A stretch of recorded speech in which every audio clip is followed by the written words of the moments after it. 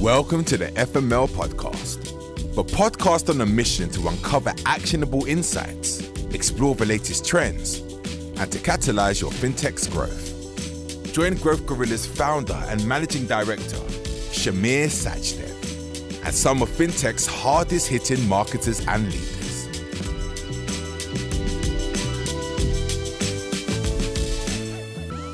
Welcome everyone to today's episode of the FML podcast. I'm joined by Toni Gregory, Head of Content Marketing at GoCardless. Toni, thanks for jumping on the podcast today. Thank you so much for having me. It's great to be here. Good stuff.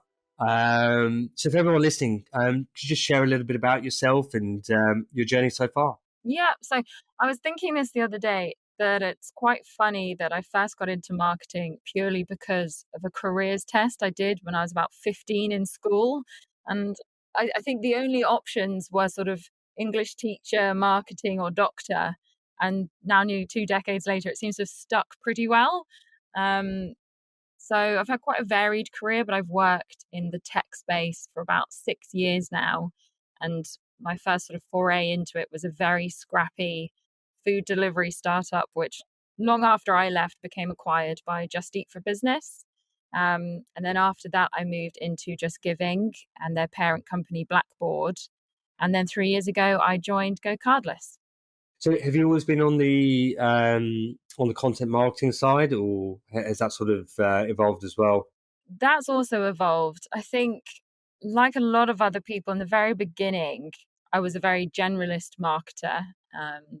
But then it very quickly evolved into the content side, and then specifically in brand and content. And that feels like it was always inevitable because I used to do a lot of freelance writing and consulting in my free time. So I'd be doing generalist marketing sort of in the day, and then by night, sort of brand and content. And eventually the penny dropped that I could just be doing it in one. So yes.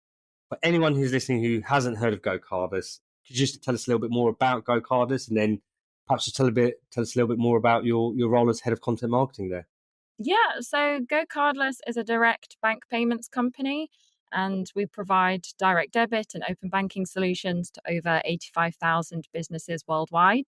GoCardless is actually the first organization I've worked for that has a dedicated content function within its marketing department. And I think that's very rare to have a company place so much value on content and what it offers to them. So part of my role here as head of content is to make sure all the different content marketers are aligned, we're cohesive, we sort of all operate as one and move in the same direction. But then I'm also putting together the overall branded content strategy, specifically looking more in the thought leadership space. So I think one of the things you mentioned is you said all of the content marketers within GoCardless. So I suppose my first question really is that, with so many people writing and producing, because it's not just written content, but producing content for GoCardless, how do you ensure and maintain a consistent sort of brand voice across all of the content that you're producing? I always think that no matter how mature an organization is, it's really important to regularly sort of reflect and reevaluate if the tone of voice and the guidelines that you have in place, which hopefully you have in place, actually resonate with the demographic who are using your services or buying your products. I think having that audience in mind is always key. But in terms of actually making sure things are consistent, I think a very big part of it is we don't just keep it within the content team. So we make sure that the guidelines that we have and the voice we want to convey is across the whole company. So we might be sort of the guardians of it and sort of helping people along and training people, but we make sure that it's enforced, available, very visible to all the different teams and all the different touch points across the company. So we're very much all on the same sort of, I think, what is it they say, all singing from the same hymn sheet, in terms of, it's such an old school one. There's got to be a better analogy, but it's, it isn't just us. So we are very much enabling other people, and that helps with the consistency.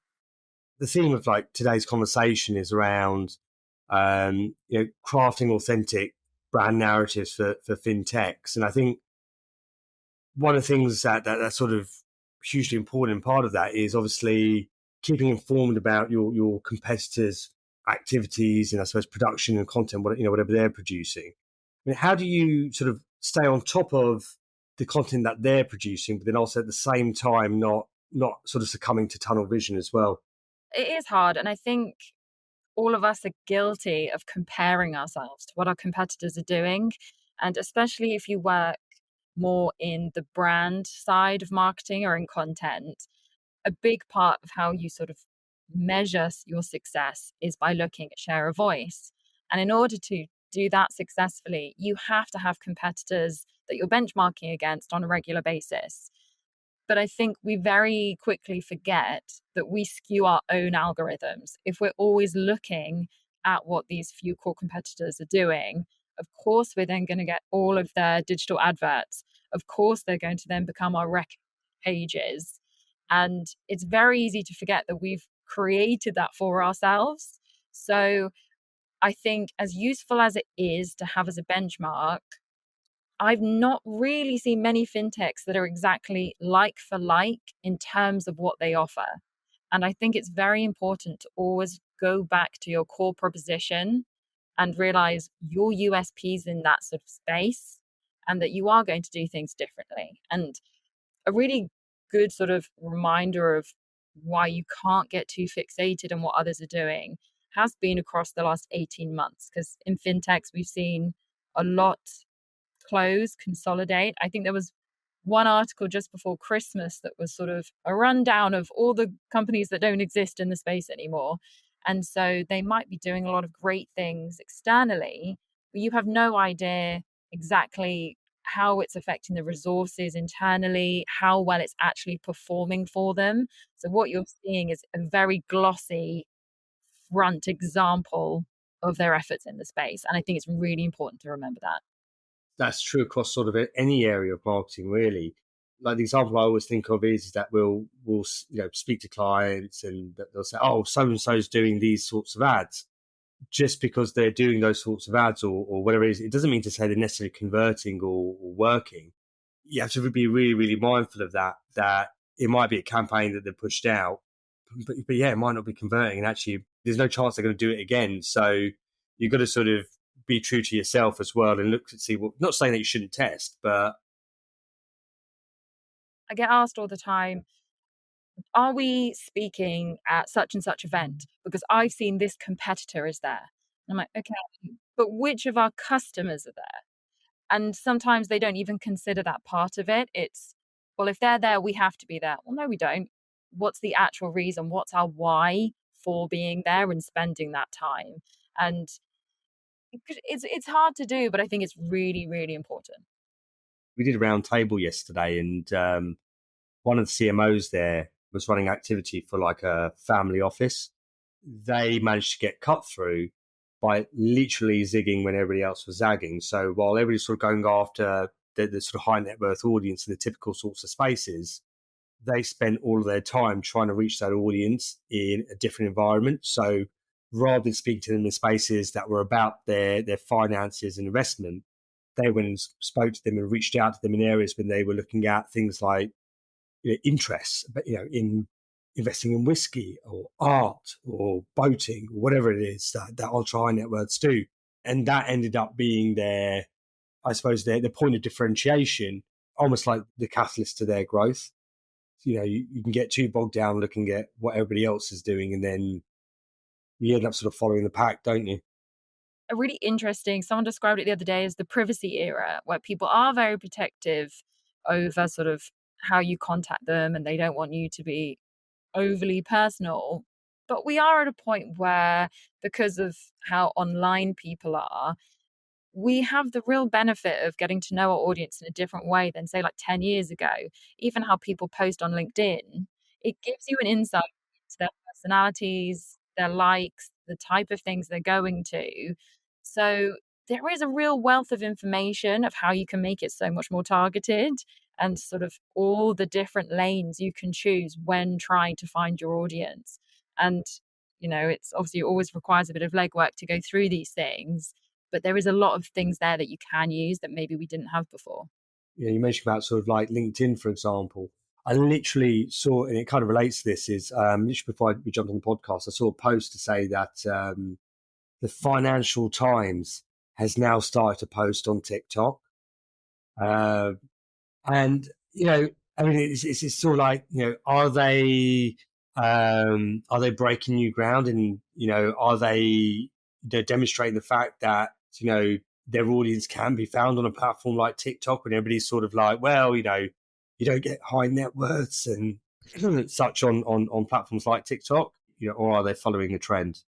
There is a real space there for it to be used for businesses. It's not only consumers, it's not only individuals. There is an arena for how businesses and media can use it. But I think there's this pressure in all tech, but also in fintech, to be seen as cool, to be seen as moving with the trends, and to always be sort of in the midst of the new thing that's happening. And sometimes you kind of go, well, are we there because we think everyone's doing it, or are we there because our audience is there? And if your audience is someone who, it's C-suite, it's someone who's 50 plus, an empty nester, high net worth, are they going to be on TikTok? And if they're not, why are you spending time, making a Wes Anderson trend video around the office? So, it's don't get swept up in the moment. I think there's a lot of different ways you can use those platforms, but I think sometimes we just get caught up in all the noise that happens, and we think, how can we use the platform, rather than why would we use the platform? So the fintech times might have an audience there. They might be tapping into something, or they could just really be wanting to use TikTok. So I don't know. Yeah, they might just hire a new social media manager, and unfortunately, they got someone who's 21 or something like that, and decide to set up a TikTok account. Yeah, so you never know. I mean, we've seen it happen. So yeah. But that goes back to what we're saying, right? Which is, it's very easy to create an echo chamber and look at our competitors and assume that they're doing everything right, and we're the ones that are falling by the wayside, and we're perhaps not being innovative as we should be. And what channels have you found to be most effective for content distribution for your proposition? I don't really believe that there is any one channel that works particularly well by itself. I think it always has to be a mix. And I think you should always be planning your activities under the assumption that you are blending the different distribution channels that you have at your disposal. Because if you're only using one, chances are it's going to be quite high cost. You're putting all your sort of budget into one arena. But if for whatever reason you haven't got things quite right, you maybe then don't have the time to pivot and adapt things, and to be in the actual right place that you need to be. So I do always think it has to be a blend. I'm a big believer that it's maybe not sort of, I don't know if it's technically a distribution channel, but your people are actually sort of, I think so. well, I think that we often forget that, especially the bigger the company you work in, it's very easy to become siloed. And I think you kind of forget that there's a lot of people who are customer facing, prospect facing, and still very much part of representing your brand. And if you can arm them and enable them to know what's going on in the latest campaign or project you worked on, if you can make it as easy as possible in one pages to surface that, then they're going to be the ones actually sort of having that more human interaction with people, and also helping to get the message out there, probably in a much more, one-to-many approach than you can do with channels as well. I mean, again, sorry, keep going back to don't mean to keep going back to TikTok, but No, go for it. I think there was it was one of the burger chains, right? One of their staff was making videos and TikToks. They said to that member of staff, you're not allowed to make any TikToks about the brand. And I think Shake Shack went in and approached that individual and got that individual to start making content about them instead. And like talking about, you talk about sort of your people as sort of distribution. I think like if you can harness that and take advantage of it, especially if you're a large organization, and I mean particularly even if you're B2B and then you're doing that on LinkedIn, I mean, that could be a significant move that you can make, arguably. Things like thought leadership, that sort of actual FaceTime way of distributing content, I think that's had a real, I don't want to say resurgence because it never really fully went away and wasn't an option. But I think that it's really increased in the last sort of year or so because people want that more human interaction. And I think we talked a lot, you know, post lockdown about Zoom fatigue.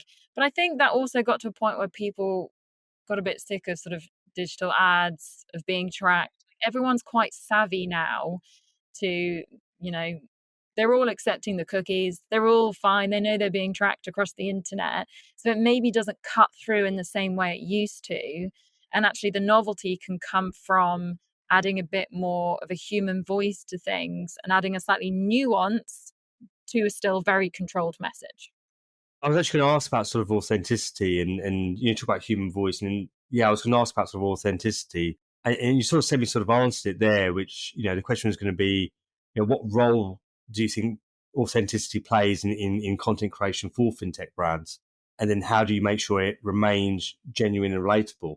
And do you think that is just by adding, attaching a human voice, or is there more to it? I mean, I think there is more to it. I think having a human voice, and I think this has become human centric, human to human marketing. They're terms that are a bit everywhere now. But I do think having a face or human language does go a long way. But we're very much in the age where people, if they're upset or unhappy or just don't agree with you for whatever reason, rather than contact your teams directly or reach out to you, they're much more likely to go straight onto Reddit, Google, Twitter, LinkedIn, wherever. So you can't get away with being, inauthentic. You can't get away with trying to blag your way through things. And instead, it comes back to this sort of brand consistency. And I'm biased because it's a big part of my role, but things like brand guidelines, tone of voice guidelines, they sound so boring and so obvious. But I think that it's the consistency across your brand in how you speak to people, in how you respond, the sort of the reputation you get for yourself. I think if you can drive that in all different corners, then that's really where the actual genuine interactions and genuine cut through starts to happen. Talk about sort of, brand guidelines and tone of voice and it being boring. But, they're the guardrails for a brand at the end of the day, right? And if you don't have those in place, it goes back to, kind of what we initially spoke about, which is not being able to maintain a consistent brand voice. Kind of moving on from sort of having that consistent brand voice is talk a little bit about more sort of storytelling and how do you approach that when you're perhaps dealing with, and I'm not saying that GoCardless is mundane, but there are mundane aspects to I think to any fintech organization, because there's mundane aspects to finance and mundane aspects to technology in general. But yeah, how do you approach that when you're not perhaps dealing with the hottest of topics? This is slightly backtracking, but as much as we were saying about sort of brand guidelines and things, I think I saw a stat recently that I said that was like 15% of businesses don't have them at all, and that an extra 23% that do have them, they only keep them within their design teams and things like that. So I think even though I think it's boring, they're still so fundamental. And I do think that people see them sometimes as holding you back when actually I think they give you more freedom, especially when you do work in a more mundane, not that I would know what that's like, but a more mundane organization. And I think it's absolutely fine if what you do is founded in function and practicality rather than anything more exciting. And this is where there's a real sweet spot between having facts and data and having customer input. And I think using your customers and leveraging their voice, their experience, that adds an extra layer and something that's very relatable to what otherwise is just essentially a fact sheet sometimes. And I think you need that. I think you need to bring things into a real world example, and your customers are always the best way to do that. I mean, do you have any examples of campaigns that have, I suppose, resonated with your audience to go cardless? Ones that you're particularly proud of? One that I love that I had absolutely nothing to do with, which is probably the wrong way around. I should probably be picking something that I can sing my own praises about in some way. But a few years ago, there was um, a campaign that was called Awkward Money. And it was based on research into small businesses and the sort of emotional discomfort that not getting paid and late payments had for you. And I think there was a stat in there that really stuck with me that was 1 in 6 small business owners said that worrying about money was literally keeping them up at night. And then when you add on to that actual customer stories and the why people have chosen your company, I think it has a really powerful punch because it's all something you can relate to. I think there's a lot of common pain points and threads, no matter the size of an organization. And those are the ones that people really want answers to. I think someone said the other day, internally, you love to talk about the plumbing, but all your customer wants is a glass of water. And we can talk all day long in fintech about the speeds of something, how it compares to things, the amount of connectivity and sort of, settlement timings. But at the end of the day, the customer is just thinking, I really can't be chasing for payments anymore. I really cannot send another uncomfortable email because it's damaging relationships. And they want to hear of other people that have gone through the same. Um, and it's sort of when you get the research that really calls upon what's going on out there and how people are feeling, matching it with a voice, I think it's really powerful. And I remember seeing that because it came out around the time I joined GoCardless. And that for me was like, oh, we're onto some good stuff here. Like I've come to the right place. Going back to the sort of question around sort of storytelling, how do you turn customer interviews and research into, I suppose, a compelling story? I was to say, because part of that is explain to the audience, hey, you're not the only person going through this problem. It's common. And then the second part of that is, and this is how we fix it. What's your approach to sort of taking information research, data like that, and turning it into something compelling? A big part of it is nothing ever happens by accident. A big part of making something good is all the prep work in the first place. It's the brief you put together, it's the questions you think of ahead of time. I think, what is it? You do all the work behind the scenes and you make it look easy when it comes out. But I think it's finding the story that it tells. So rather than it being just a pain point and here was the solver, it's what was the impact of the pain point? Is it you weren't getting paid, so we had to close down, or we had to let some staff go, or we realized we could only function for another 12 months? What was the impact of it? And I think everyone's impact is different because everyone's business is different, everyone's story is different. I think there's a lot of very interesting customers out there that I know.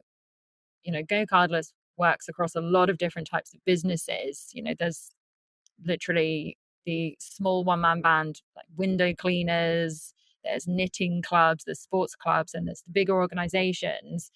And what matters to them is going to be very different to each other. And I think if you find that sort of story, it makes it really compelling.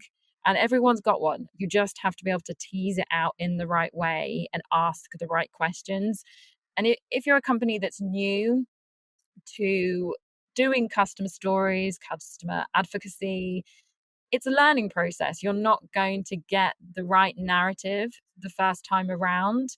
But I think, very much like when you come on podcasts and it's a conversation and things like that, you have to remember you're still talking to a person. They might represent a company, but they're still a person. And if you want to get more information from them or you feel like you've missed something, just be open and direct about it. Don't sort of sit and stew. Talk to them like they're a person, and they're more likely to respond to you with something much more meaningful that you can use in your campaigns. Kind of circling back to the mundane or the boring bit that we sort of spoke about. I think that every brand has exciting bits, but every brand has sort of boring bits. And I think on the face of it, collecting money via direct debit isn't particularly the most, exciting thing when you sort of position it. How dare you? Sorry. Um, but for brands such as that who have a very functional, I suppose, responsibility or space in the market, how do you go about building brand for those sorts of organisations? What routes are available? I think firstly, if you are more mundane, if you don't fit the sort of the cool mold of things, you don't need to be the ones, and this isn't going to sound quite right, but you don't need to be the ones telling your story or selling your services or products directly. I think TikTok is a great example of this. We're talking about the fintech times. I have seen some brands try to be on there because maybe they do have an audience, but they have a really boring, especially in payments, they have a really boring functional offering, and it doesn't make for a fun video. It's, 20 seconds of something relating to getting paid can sometimes feel like a lifetime if it's not compelling.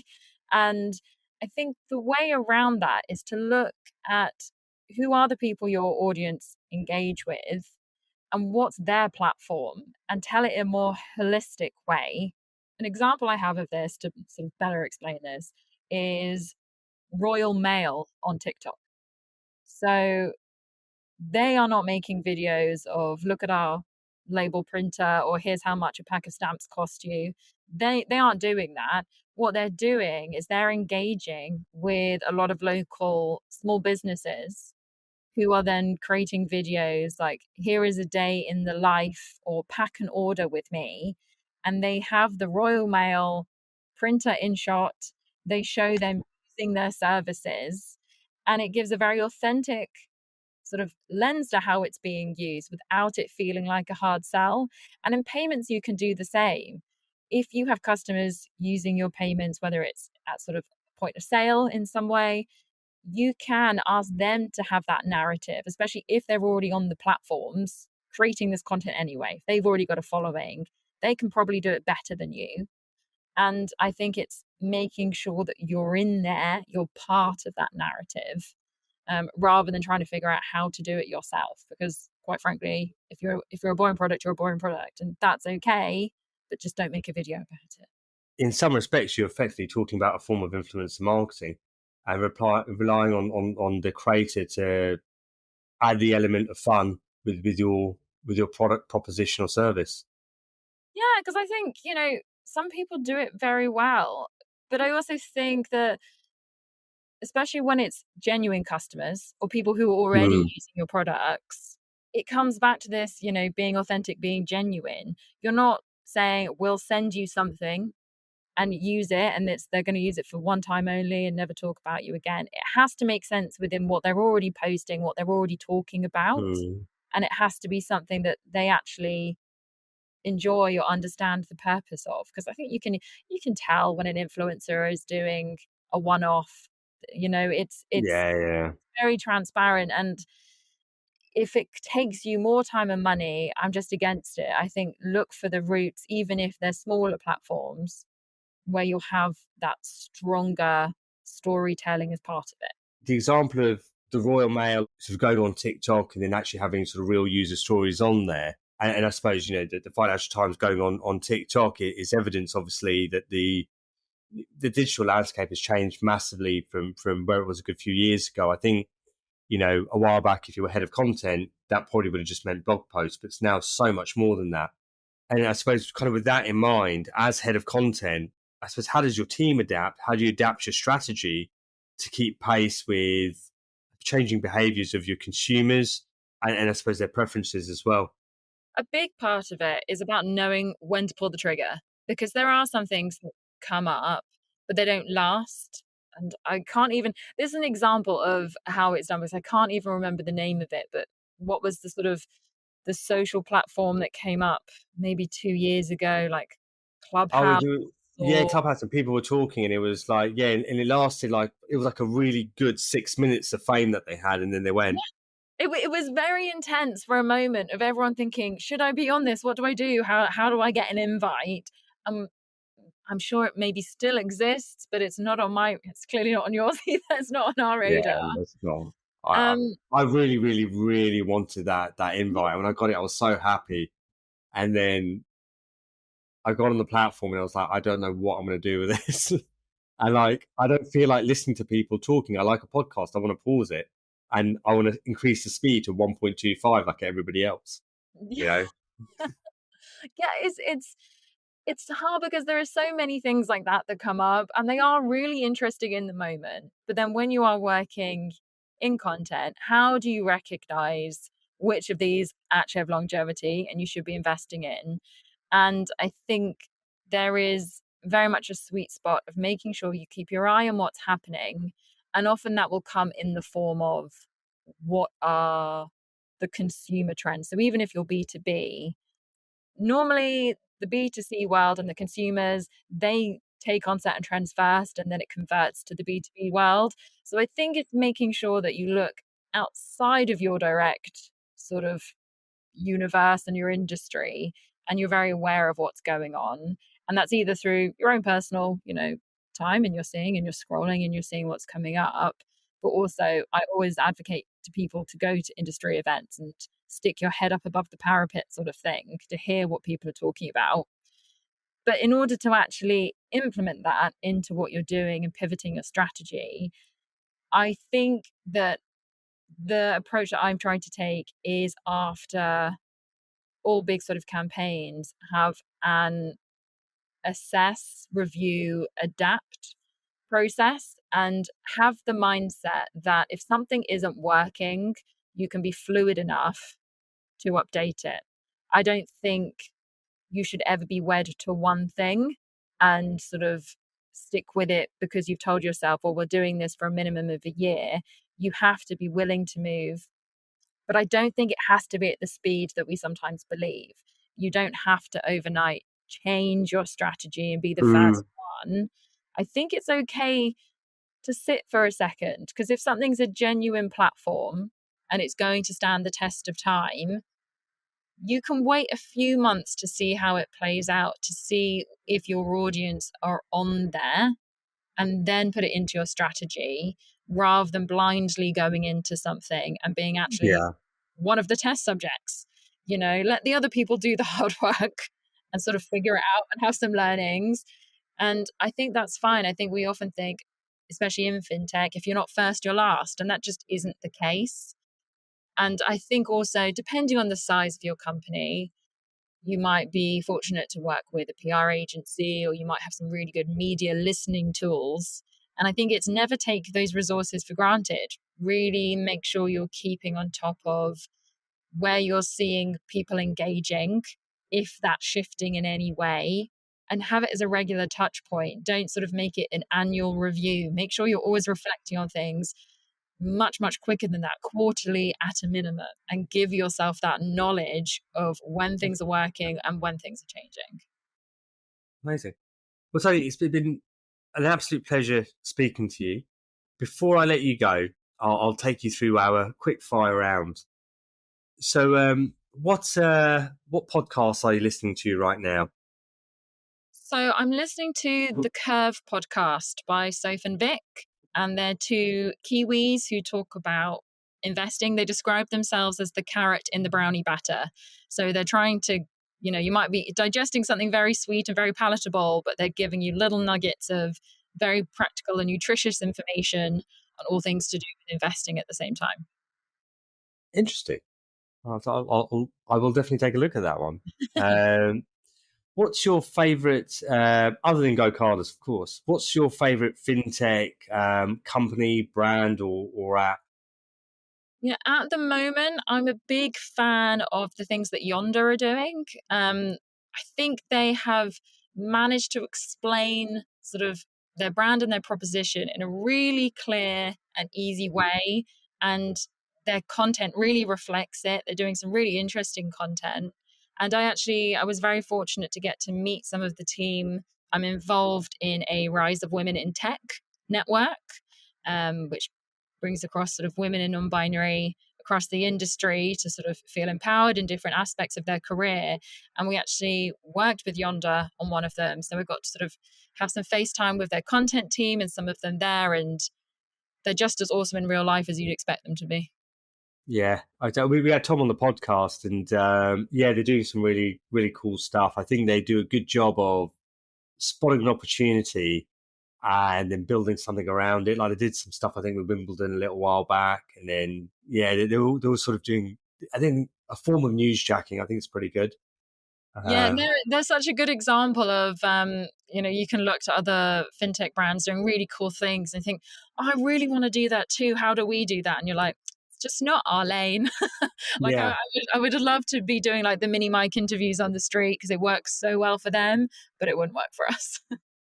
What books are you currently reading or you would recommend to our audience?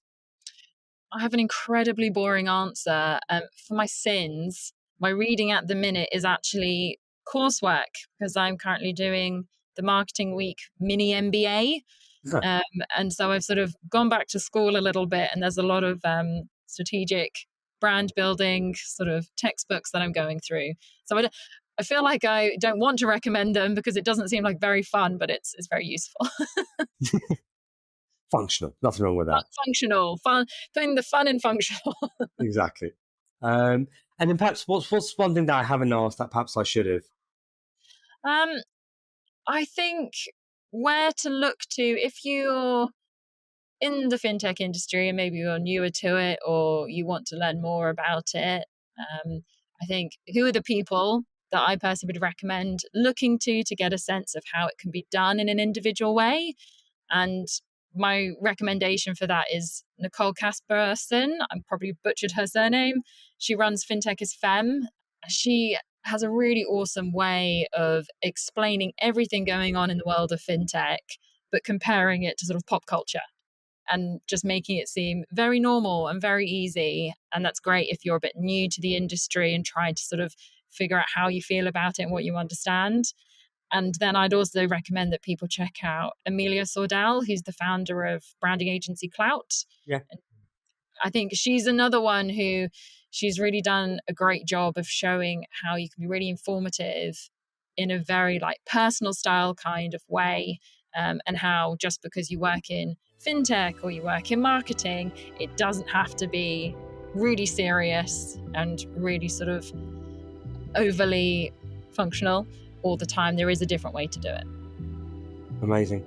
Well, Toni, that's been absolutely fantastic. Thank you very much for joining me today. Thank you so much for having me. The FML podcast is brought to you by Growth Gorilla. To find out how our marketing growth experts can boost your fintech's growth, head to growthgorilla.co.uk. And make sure to search for the FML podcast in Apple Podcasts, Spotify, or anywhere else podcasts are found. Don't forget to click follow to ensure you don't miss any future episodes. On behalf of the team here at Growth Gorilla, thanks for listening.